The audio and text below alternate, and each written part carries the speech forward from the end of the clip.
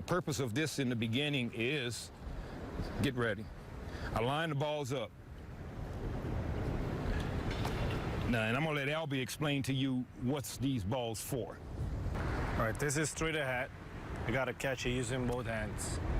This one is to my glove side. I gotta catch him, one short hop it towards him. Never like going like this or trying to do this. Always going through the ball. And same with backhand, going through the ball. And you see where he is on his knees? Yep. When he comes to his feet, the same way he's attacking the ball on his knees, when he comes to his feet, he's still gonna attack the ball out there. Because what we're trying to do, get on this one. See how the eyes, the glove, and the ball's line? Mm-hmm. Get on this one. See how the eyes, the glove, and the ball is lined? Get on this one. The eyes, the ball, and the glove is lined. That's the whole purpose, is to line everything up. 1, 2, 3, 4, 5. We do 10, 6. And you tell them where you're catching all 10 of those balls. All in our palm of the glove. So you always feel you have the ball. You secure the ball here. I've been catching it before in my web, and he always tell me, like, you see, you didn't have the feeling where the ball was. And that's right. And you still got to rush to grab a good grip to make the throw. Always you catch it here, you feel it, you have it already in your hand. Now show him what you're talking about. You got it. He can go up in there and get it whole hand, not go up in there half of fingers like this. He go up in there whole hand, and by the time he come out, he get his grip. It's muscle memory. Hand, and come out and he get his grip. So that was the ones in the middle. Now we go to the glove side. Now what are you looking for here? Just lining it up. Same thing, catching the ball in his hand. Just lining it up, meeting the ball, bringing it to me. Meeting it and bringing it to me, staying on it. So you don't have his feet right now. That's why he look like he's slapping through the ball. But when he got his feet, he's not slapping through the ball. The only thing that slapped through the ball is his initial move to the ball. That's his initial move to the ball is the only thing. But when he get there, his feet taken through. He got no feet now, so you see swinging on. But I'm swinging still going through him. You never like this and this. Because once you go across your body, you lose control. When you like this here, my feet can continue to give me my balance. Right. Once I do this, I have no balance. I gave you an example. The other day, I fumbled a ball, the canoe ground ball to me. I went like this, and the ball just hit, stay right there. If I went like this, probably hit it, it goes all over the places, air on me. Backhand, same thing. See how his hands work? Ozzie, had you ever done a drill similar to this, or is this all? Never before, till I met Ron Washington. All it is simulate is ball put in play, last hop. Last hop. Come on, Ozzie, let me show you. Even if last hop is here. See what I'm saying? Last hop is here. I go and get it. Last hop is there. I gotta just Don't matter what the last hop is, watch. Last hop is there. See? Then we start to getting a little advanced. Now we go to it, him getting it off the fungo. Just little pops. Nothing too serious, just little pops. Get him to use his hands the way he used it when I was throwing it out my hand. You see what I'm saying? Get that muscle memory going. Yes, see? Now we're gonna go 5 outside. It's still the same, but it's coming off the fungo. I've been doing this for a long time, so I can put this ball where I want to. Backhand. Wash, when and where did you pick this drill up? My infield coach was Chico Fernandez with the Dodgers. And I took a lot of things Chico did when I was a young kid in the Dodgers. And then I just added things. This stuff I added. This stuff on the knees and all of this, using a little glove, the pad, that's all my stuff. You know, when I retired and I became an infield instructor, you have to do things to keep them interested. And not only keep them interested, but they have to be able to see results. See what I'm saying? And it's a process. I can't help you in a couple days. We got to go through this.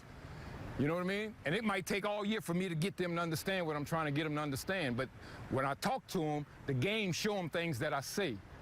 And as the game prove things to them that I say, that's when my credibility go high. Okay, now we went to, I wanted him to catch balls with depth on his knees. Now he comes off his knees, and I put that pad on his hand, and now there's no depth.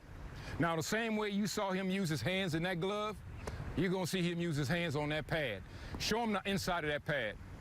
That's where he gotta put the ball. That's where his hand is. If he don't, that ball gonna hit the rest of that glove and go away. Now, we go 5. 1 hops, 1, 2, 3, 4. Again, you got to be able to use a fungo. Now, that was 5 right at him to get his hands going. Now we're going to go 5 side to side. Okay. Ready? 1, 2, 3, 4, 5. We end up with 6 right here. Then after we finish that, because now he's feeling his hands, because he had nothing but hands to use with that pad. So now we go back, now he's on his feet, he got his glove on his hand, okay? His normal glove. He done went from a little bit of depth to no depth, now we back to a lot of depth. And then we work his backhand. 1, these are 5, 2, and you see his hand works the same way he worked when he was on his knees. And then after he finished with the backhand, now we go to the front side. And the front side is when a ball is hit this way on him, and he has to play it to the front side. Okay. All right, but everything is done with one hand, and everything is always done out front. Why just one hand? Because when you move in that way, you can be in more balance with one hand. Think about it. If a ball is going that way and I'm full blast going to get it, and I try to get in front of it, I can't stop myself. Right. 2, 3, 4, and then I drop this one on him. And then we go back to the middle. This is a ground ball hit at him, right at him. Okay. This is the last hop. See, the last hop. Last hop, baby. Now from this is where he done got in position and the ball is smashed at him and he can't move. All he can do is use his outside hands, outside. That's all he can do. He can't do anything. The ball is hit good, boop, and he just get it. Instead of running and falling down, I'm teaching them that they can use their hands. Backhand, same thing. He in position, smash your backhand at him. There you go. He's in position, they smash your backhand at him. He's in position, they smash your backhand at him. He's in position, they smash your backhand at him.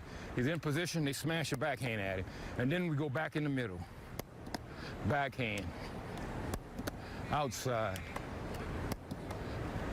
It's okay, he kept it in front of him. He kept it in front of him. That's what we're talking about. Remember, if I went like this, the ball's going to go all the way over there. All right, back in the middle. Now, that's where we go down here. Now we go back to the pad. And what's happening now? Now his feet and everything start to come into play. We got his hands ready to go. Now the feet start to come into play. But we go to the flat glove first, give him 3, add him with the flat glove, 3 to the glove side, 3 to this side, and then we put his glove back on his hand. And then the magic start when he get his glove back on his hand. Did you come up with the whole progression of going through that? Or? Yes. When I was a young kid and I got this from my stuff that I do from Chico Fernandez, everything we did was on the field. They didn't have what you call drills, but I created drills. I created things that you isolate. And if I isolate it and you know how to use it, and if you could pick the stuff up close, which when you're close, you should never miss anything. That's what Ozzie was saying. Now, when you get back, everything we seen up in here, magic, watch it. All right. All right, glove side.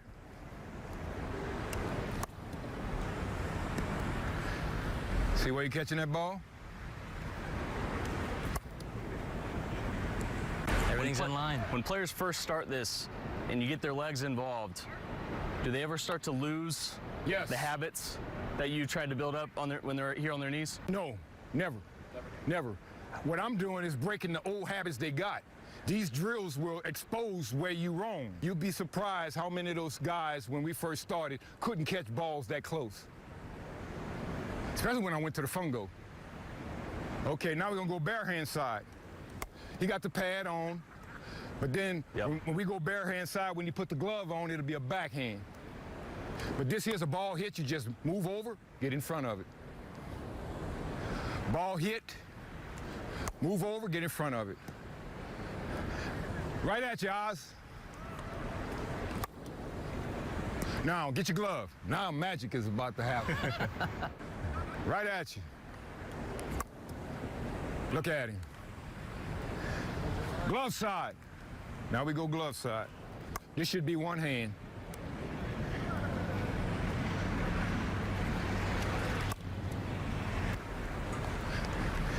Backhand. Last one.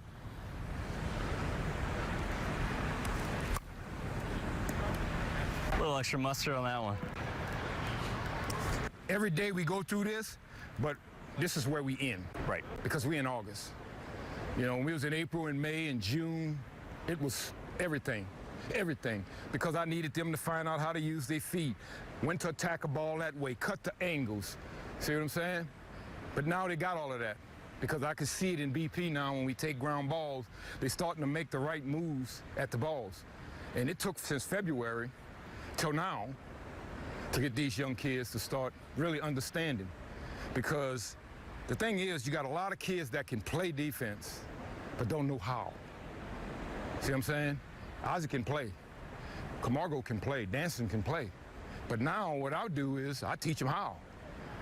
A ball is hit right here. You see a lot of young kids slide and try to get in front of it, and now they got to start all over again. I teach these guys, ball hit over there, half a backhand, that sucker. Can't be afraid to use your backhand. I work their backhand for that purpose. I work the heck out of their backhand so they don't have to be afraid to use it. I work the heck out of their front hand so they don't have to be afraid to use it. I work the heck out of their hands this way so they won't be afraid to use it. So there's no balls that can hit at them that they can come and say, well, I didn't think I could catch it if I did that. We eliminating excuses because that's the way they work. I want them to be aggressive. I want them to make plays. If you boot it, give it back to the pitcher, get in your position, and ask for another one. But we don't worry about mistakes because we're going to play wide open with our minds, and we're going to play wide open with our athletic ability.